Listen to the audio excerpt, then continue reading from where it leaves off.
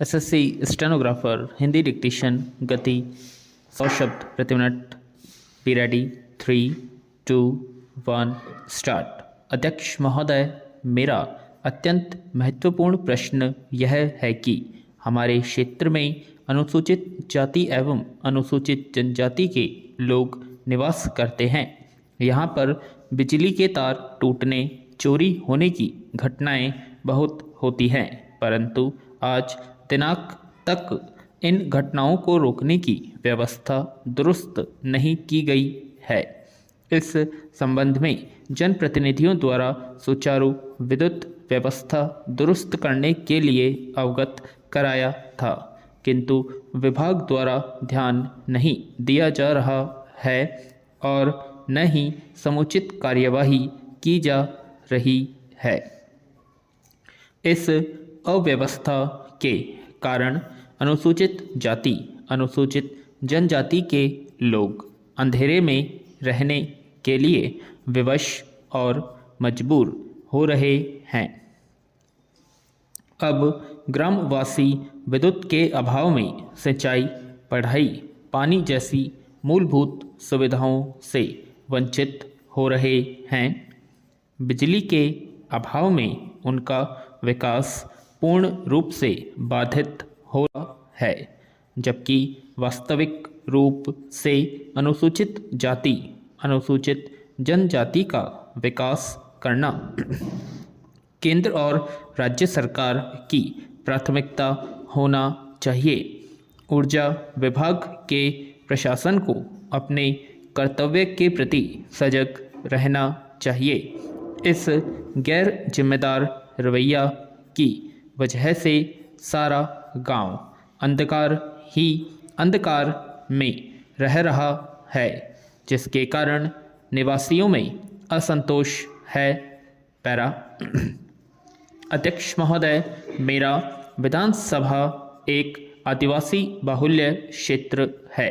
मुझे ज्ञात हुआ है कि भारत सरकार द्वारा प्रायोजित एक परियोजना के तहत यहाँ पर विद्युतीकरण संबंधी कार्य कराया गया था। उस समय घरेलू प्रयोजन के लिए किसी भी ग्रामवासी ने संयोजन नहीं कराया और अब कह रहे हैं कि गांव में बिजली नहीं है। इस संबंध में विभाग द्वारा तर्क दिया जा रहा है कि विगत वर्ष तार चोरी हो गए थे, इसलिए गांव विद्युत विहीन हो गया है। मांग के आधार पर गांव वासियों की परेशानी को देखते हुए मध्य प्रदेश विद्युत वितरण कंपनी द्वारा कैंप लगाया जाएगा, जिसमें एक बत्ती कनेक्शन आवेदन के आधार पर दिया जाएगा। अतः इस ग्राम में पुनः विद्युतीकरण करने हेतु प्राक्कलन स्वीकृत किया गया है।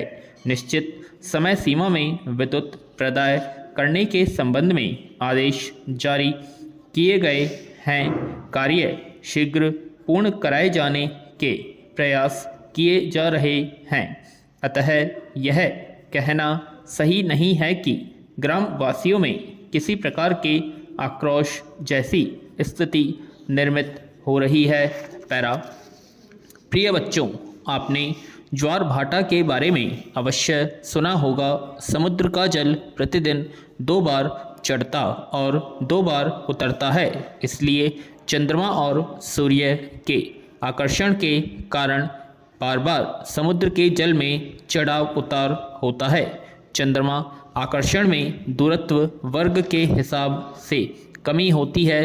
पृथ्वी जल के उस भाग के अणु जो चंद्रमा से निकट होगा, उस भाग के अणुओं की अपेक्षा जो दूर होगा अधिक आकर्षित होंगे।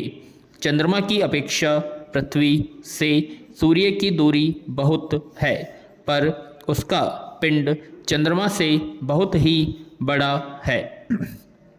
अतः सूर्य की ज्वार ऊर्जा उत्पन्न करने वाली शक्ति चंद्रमा में बहुत कम नहीं है, 5/9 के लगभग है।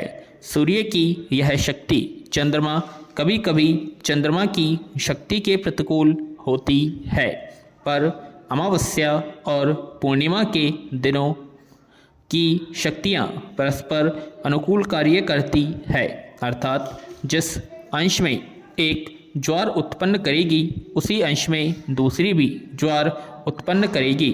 इसी प्रकार जिस अंश में एक भाटा उत्पन्न करेगी दूसरी भी उसी में भाटा उत्पन्न करेगी। यही कारण है कि अमावस्या और पूर्णिमा को और दिनों की अपेक्षा ज्वार अधिक ऊंची उठती है। सप्तमी और अष्टमी के दिन चंद्रमा और सूर्य की आकर्षण शक्तियाँ प्रतिकूल रूप से कार्य करती है, अतः इन दोनों तिथियों को ज्वार सबसे कम उठती है।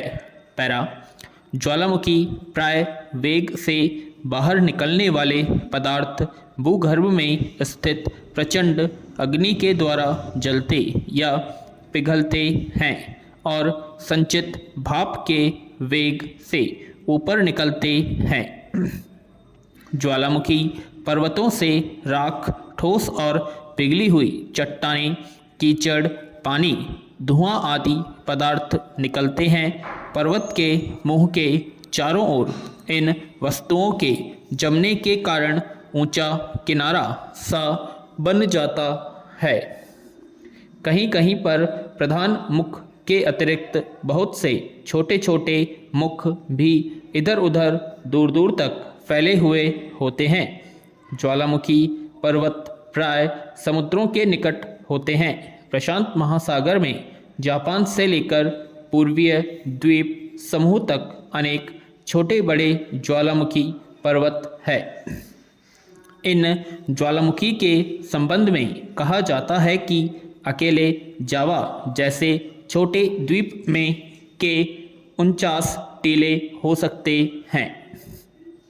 सन 1883 यानी कि 18 साल पहले ककटोआ टापू में ज्वालामुखी का जैसे भयंकर विस्फोट हुआ था वैसा विस्फोट कभी नहीं देखा गया था। टापू के आसपास प्राय 40,000 आदमी समुद्र की घोर हलचल से डूबकर मर गए थे। पैरा महोदय, घर चाहे जितना भी छोटा हो किंतु जब तक उसके आसपास के घर भी समान आकार के होंगे तब तक छोटे घर की आर्थिक सामाजिक इच्छाएं, महत्वाकांक्षाएं पूर्ण हो सकती है। परंतु जैसे ही छोटे घर के पास एक बड़ी हवेली बन जाती है तो छोटा घर अपने मालिक की समाज में कम मांग और सीमित अधिकारों के बारे में स्थिति स्पष्ट करता है। लेकिन परिवर्तन और विकास प्रक्रिया के अनुसार वह छोटा घर बड़े घर में परिवर्तित हो जाता है, किंतु हवेली महल बन जाती है। इस परिस्थिति में जब जाहिर हो जाता है कि तब छोटे घर की उन्नति का कोई अस्तित्व नहीं रह जाएगा और छोटे घर का मालिक स्वयं को उपेक्षित, संकुचित, असंतुष्ट और तुच्छ महसूस करेगा। हमारे अर्थशास्त्री मार्क्स इसी स्थिति के असंतुलन को दूर करना चाहते थे, किंतु उन्हें भी यह स्वीकार करना पड़ा था कि श्रम और पूंजी के हित एक हैं, किंतु अधिकार भिन्न भिन्न है। पूंजी यदि श्रम को काम न दे तो श्रम चला जाएगा और यदि पूंजी श्रम पर शासन न किया जाए तो पूंजी का अस्तित्व समाप्त हो जाएगा। इसलिए यह आवश्यक है कि पूंजी श्रम पर अपना स्वामित्व कायम करें। मानव अधिकारों के उल्लंघन की समस्या व्यक्तिगत रूप से हल की जा सकती है, किंतु संपूर्ण रूप से नहीं, क्योंकि किसी भी स्थिति, बिंदु, विषय और वस्तु का संज्ञात्मक बोध हो जाने पर हम उस स्थिति से, बिंदु से, विषय से और वस्तु से मुक्त हो जाते हैं।